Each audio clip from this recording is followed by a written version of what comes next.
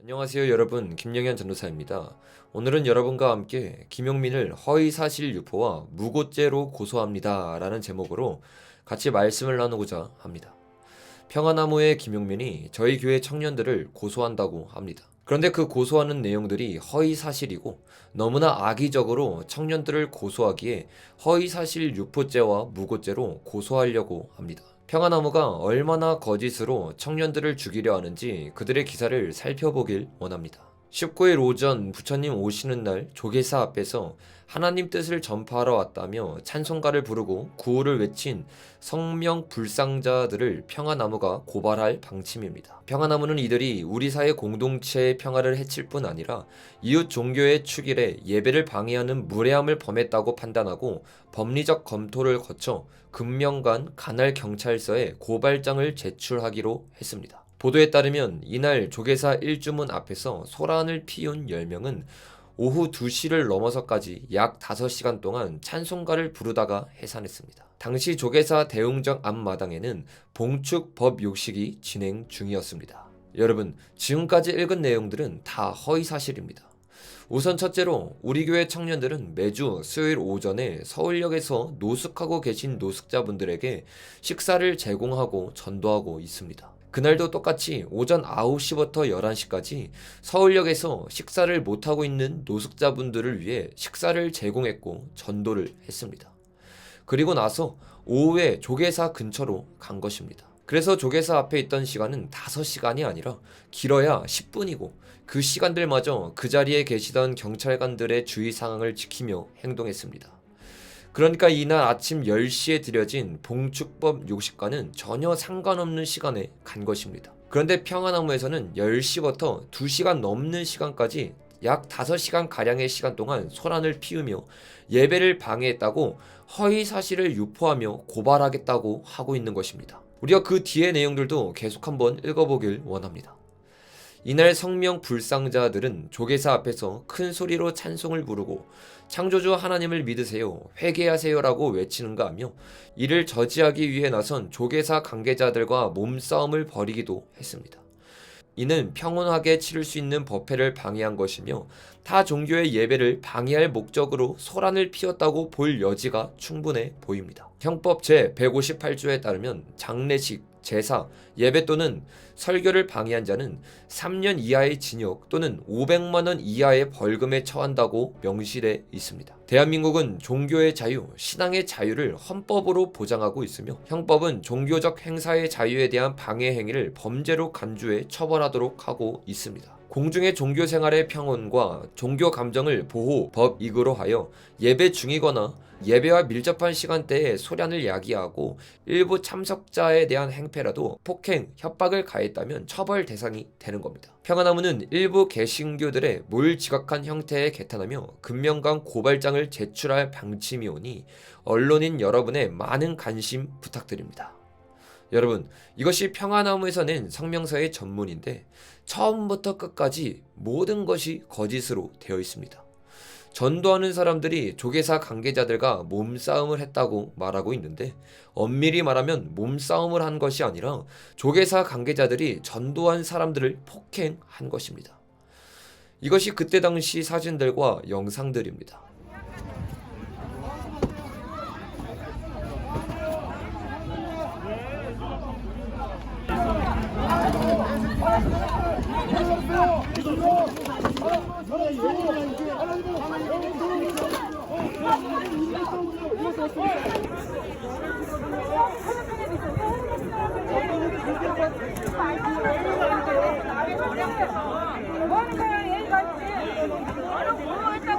여러분 한번 보십시오. 전도하는 사람들 중에는 여자와 어린아이들도 있었는데 스님들이 그들이 들고 있던 피켓을 무력으로 뺏어서 부수고 짓밟아 버렸습니다. 여러분이 보기에는 누가 폭력을 쓰고 누가 욕설을 하고 있습니까? 어린 아이들과 여자들이 폭력을 당하고 욕을 먹는 것이 몸싸움입니까? 이것은 전도하는 자들의 폭력과 협박이 아니라 그 반대로 스님들의 폭력과 협박인 것입니다. 스님들의 폭력과 욕설이 심해지자 경찰분들이 오셔서 전도하는 사람들을 둘러싸고 안전한 곳으로 이동시켜 주었습니다. 전도하는 분들은 욕도 폭행도 경찰분들의 말에 불순응하지도 않았습니다. 이것이 사건의 전말입니다.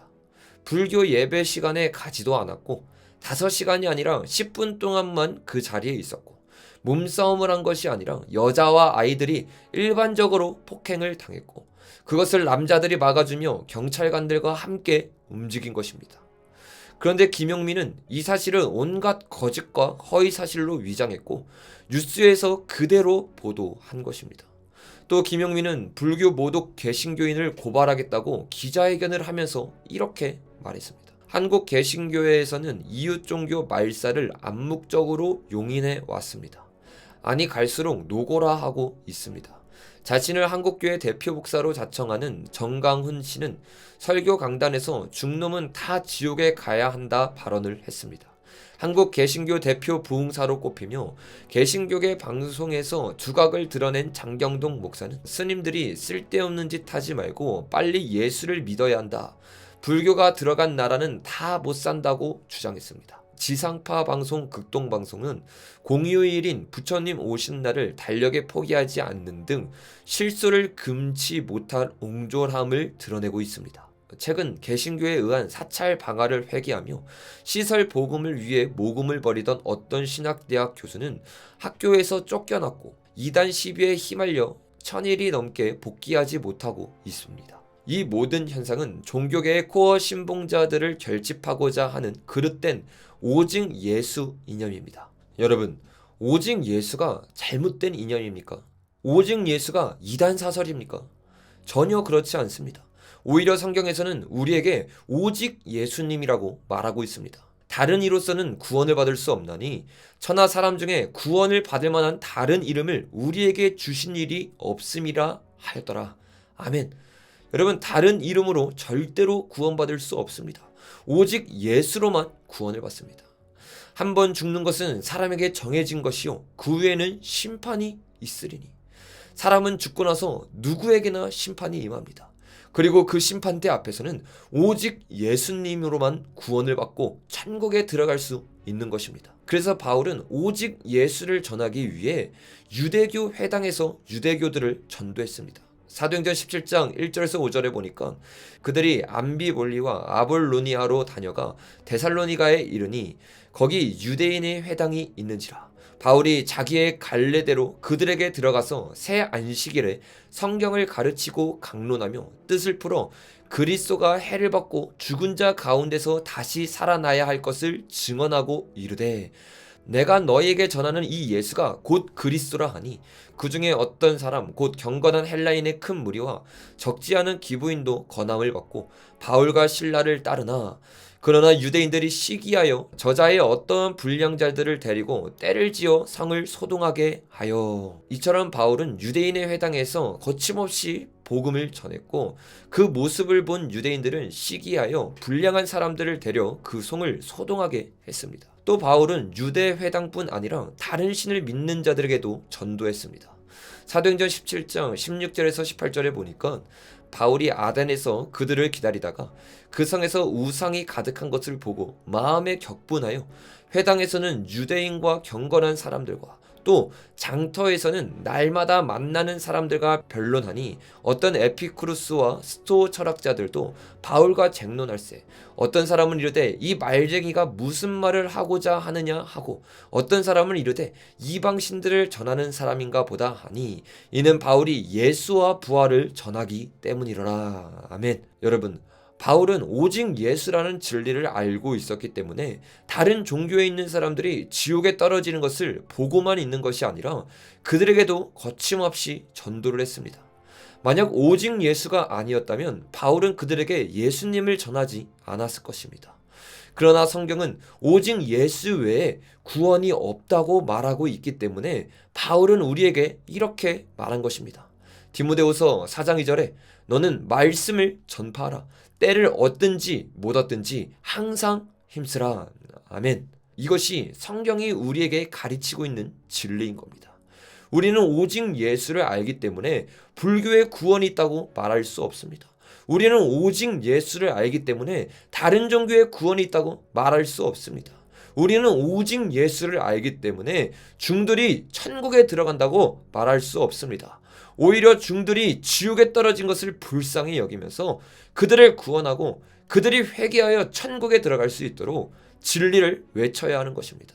이렇게 진리를 외치니까 그 당시 사람들이 바울을 전염병 같은 자라고 말을 했습니다. 그럼에도 불구하고 바울은 절대로 포기하지 않고 오직 예수의 진리를 수호했습니다. 이것이 기독교가 가르치고 있는 진리의 시금석입니다. 그런데 기독교인이라고 말하며 심지어 목사라고 말하는 김용민이 오직 예수는 잘못된 사상이라고 말을 하고 있는 겁니다. 그러면서 다른 종교와 함께 있는 NCCK를 옹호하는 기사를 쓰면서 이단적인 사상들을 한국교회에 퍼뜨리고 있는 것입니다. 지금 한국교회가 김용민 같은 자와 싸우지 않는다면 나중에 한국교회는 이단 사상을 가진 자들이 정통이 되고 진리를 외치는 자들이 이단이 되는 말도 안 되는 일들이 일어나게 될 것입니다. 어떻게 이런 이단 사상을 가진 자가 한국교회를 대표해서 불교에게 사과를 하고 오직 예수를 외친 자들을 고소할 수 있겠습니까? 이것은 말이 안 되는 상황입니다. 그래서 한국교회는 오히려 예수 외에도 구원이 있다는 김용민을 이 기회에 한국 교계에서 쫓아내야 할 줄로 믿습니다. 그래서 저희 교회에서는 김용민을 허위사실 유포죄와 무고죄로 고소를 할 겁니다. 영상을 보는 모든 분들도 기도해 주시기를 간절히 부탁드립니다. 오늘 영상은 여기서 마치도록 하겠습니다. 감사합니다.